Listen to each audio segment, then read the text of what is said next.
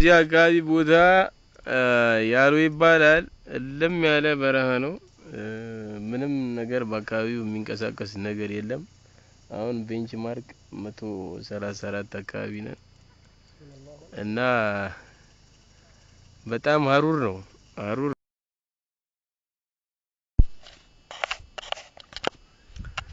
አሁን እንደምትመለከቱት እንግዲህ ምሳ በመብላት ላይ ነን።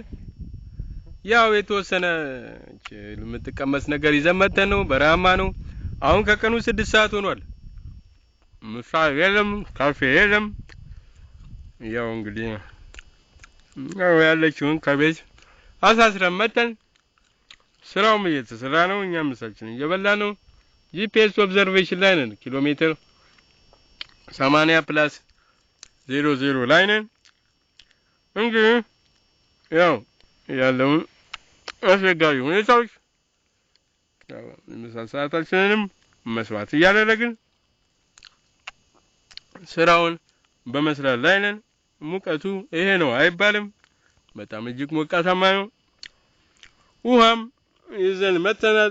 ነገር ግን ያው የአካባቢው ከፍተኛ ሙቀት ውሃውን ስለሚያሞቀው ቢጠጣም ውሃ ጥማችንን ሊቆርጥልን የሚችል አይነት ነገር አይደለም።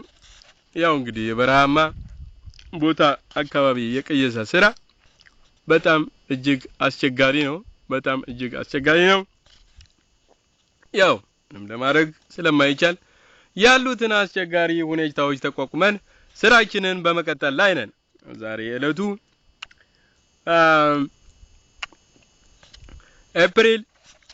ኤፕሪል 06 እለተ ረቡዕ ነው።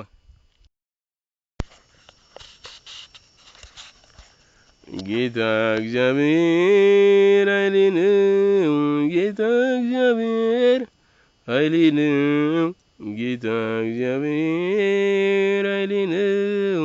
ጌታ እግዚአብሔር ኃይሌ ነው። እግሮቼን እንደ ዋላ እግሮች ያደርጋል፣ በከፍታዎችም ላይ ያስሄደኛል። እግሮቼን እንደ ዋላ እግሮች ያደርጋል፣ በከፍታዎችም ላይ ያስሄደኛል። ጌታ እግዚአብሔር ኃይሌ ነው።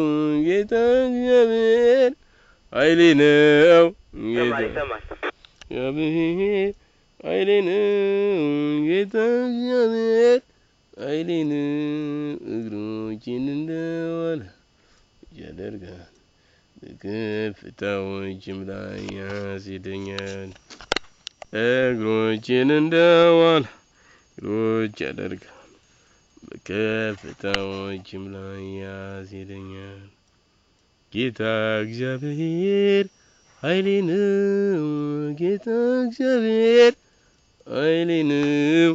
ጌታ እግዚአብሔር ኃይሌ ነው። ጌታ እግዚአብሔር ኃይሌ ነው። እግሮቼን እንደ ዋላ እግሮች ያደርጋል፣ በከፍታዎችም ላይ ያስሄደኛል። እግሮቼን እንደ ዋላ እግሮች ያደርጋል፣ በከፍታዎችም ላይ ያስሄደኛል።